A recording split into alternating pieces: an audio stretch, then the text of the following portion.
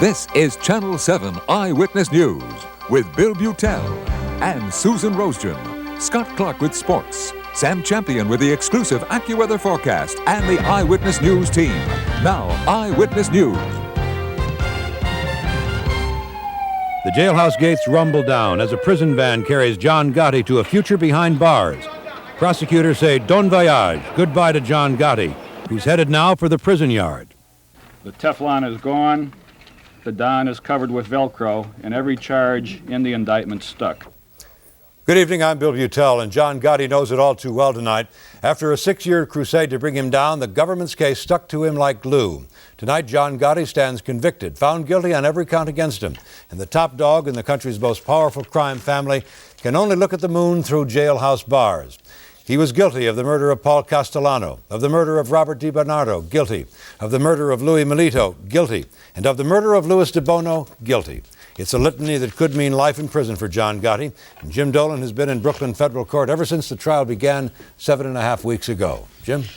Bill, 12 courageous New Yorkers today put away their fears and waded through the confusion and decided in the end that John Gotti was telling the truth. On the secretly recorded audio tapes played at the trial, Gotti himself boasted that he was the boss of the Gambino crime family. Gotti himself bragged that he ordered several murders. The jury decided to take him at his word. The prosecution team that put John Gotti behind bars for the rest of his life had plenty to celebrate.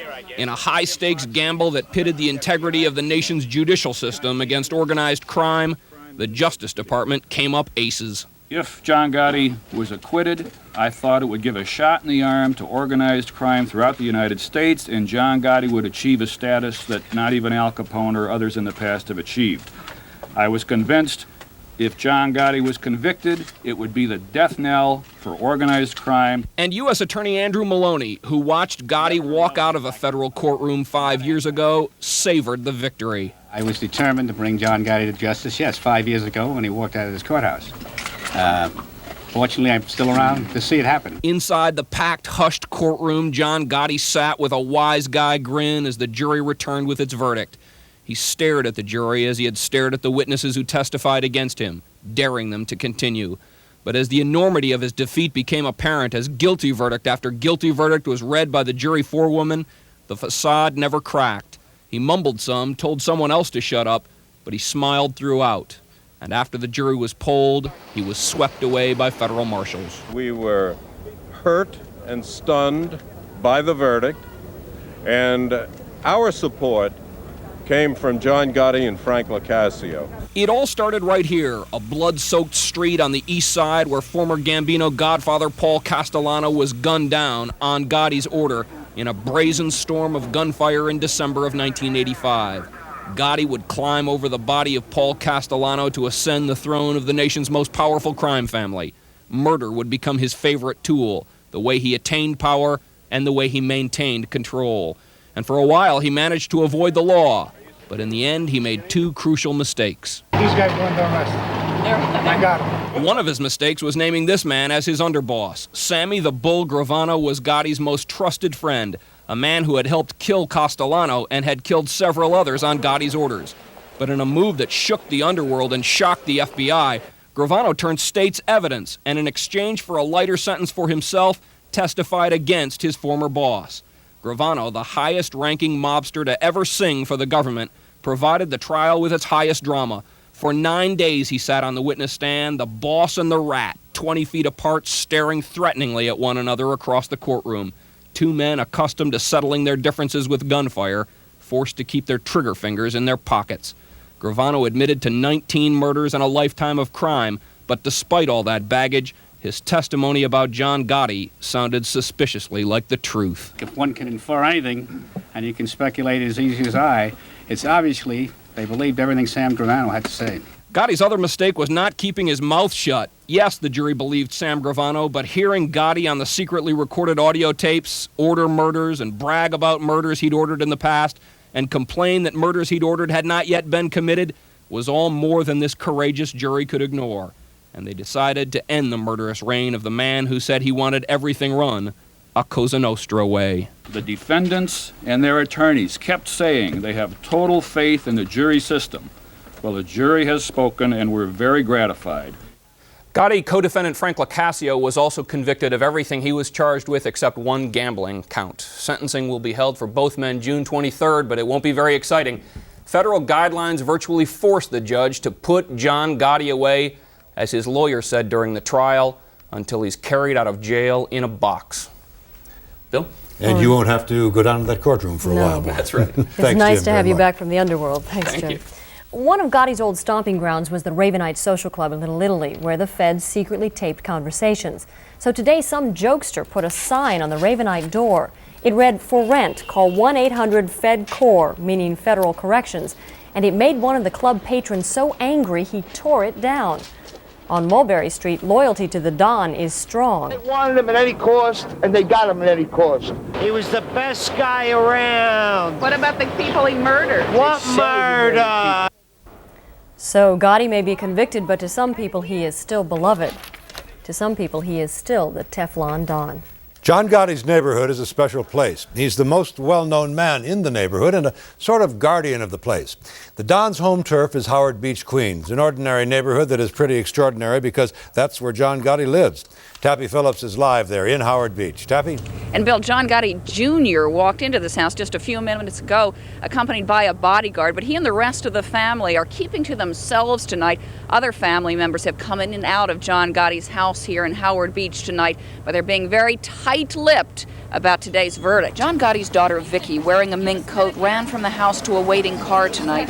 She had nothing to say about her father's conviction on charges of murder and racketeering, but earlier a family friend expressed their sentiments. There was an old yellow ribbon on a tree in front of the Gotti house tonight for the celebration that never was. Some neighbors didn't want to talk, but others were willing to defend their friend, the Don. You got railroad. Why do you say that? I'm living in this neighborhood 22 years. I don't think he got his rights. I don't think so. No, I'm not surprised.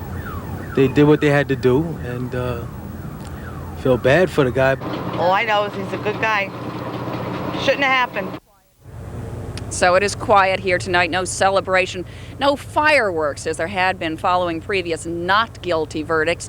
This verdict has at least temporarily silenced the Gottis and the mob. We're live in Howard Beach, Queens. Tappy Phillips, Channel 7 Eyewitness News. Can you imagine being on that Gotti jury? You're supposed to decide the fate of a man whose very name terrifies anyone who's afraid of the mob. Well, tonight we have an exclusive interview with a man who had to judge Gotti in a previous case and is not afraid to talk about it. They look through your mail, they monitor your phone calls, when you're allowed phone calls. Life in the eye of a storm. Life as a Gotti juror. Richard Selensky was one of 12 jurors to find John Gotti innocent of conspiracy and assault in the February 1990 trial, an acquittal that secured until today Gotti's reputation as the Teflon Don. But he also has a reputation as the nation's most notorious mobster. It might have given others cause for concern, but it never frightened this quiet Manhattan resident. He's meticulous, he's gorgeously groomed, he's well-dressed. And this is what you see. You're hearing other things that say, he does this, he does that, but you're looking at the man, he's not threatening to you. Selensky says from what he's seen, there were some big differences between the government's case now and then. On the tapes of our trial, he's never talking about criminal activities, never. Also, the quality was extremely poor. You really had to listen, and without transcripts, you would be lost. But as the judge said, it's what you hear, it's not what you read. And Selensky says that the current Gotti jury shouldn't be afraid of retribution from the mob because he thinks the mob realizes that retribution is not good for business. Tonight, with all but one alleged head of a crime family behind bars, organized crime would seem to be in chaos. In addition to John Gotti, who was convicted today, Victor Orena, said to be the acting boss of the Colombo family, was arrested yesterday. He now faces murder charges. Carmine Persico, said to be the head of the Colombo family, has been in jail since last summer for a failed assassination attempt on Orena. And Vittorio Amuzzo of the Lucchesi family is in jail awaiting trial on 9 murder charges. Still on the street is Vincent Giganti of the Genovese family, but he's awaiting trial on charges of racketeering. With John Gotti and the other leaders in prison, what happens to the mob? They can't run their families from prison cells forever. And very often there's a mob war as men fight to become the new Don, the new boss of bosses. Is a mob war in the cards now? Tim Minton reports. With its head decapitated in court, The body and soul of the Gambino family's up for grabs. And like Gotti, the next boss could be elected with bullets. When the organization is breaking down, as it is right now, there will be less peaceable resolution of problems and more random violence. That's what happened last year in a struggle for the Colombo family. Henry Hank the Bank Smura was an early victim after reportedly botching a hit on boss Victor Arena. Several more bloody bodies also hit the street in retaliation before the government finally got Arena indicted just yesterday. It's hard to say at this point who's going to become the most powerful figure in the 5 families in New York and throughout the country. I think at this point most people are running for cover. According to law enforcement sources, among those in the running for the top crime job are Joe Butch Correa, a reputed Gambino boss who's facing his own racketeering indictment. Nicky Carrazzo's another possibility. He beat the rap with the then Teflon Don 5 years ago. And there's reputed Gambino capo John Gotti Jr., if he lives long enough. Whatever power he had was derivative from his father. With his father having lost it, he has problems. Whoever the next Don is, he may have to scale back the family business. For one thing, there's increased risk of business reversals due to rats like Sammy Gravano. And there's law enforcement on a roll looking for a new target. Tim Minton, Channel 7, Eyewitness News. And some footnotes on our Gotti coverage tonight. The boss will find out just how bad life will be for him when he is sentenced June 23rd. And the indications tonight are that Gotti will be bunking with the worst of the worst at the Marion Federal Penitentiary in Illinois. And effective tonight, the Dapper Don is no more. He has had to trade in his designer suits for orange cotton prison overalls.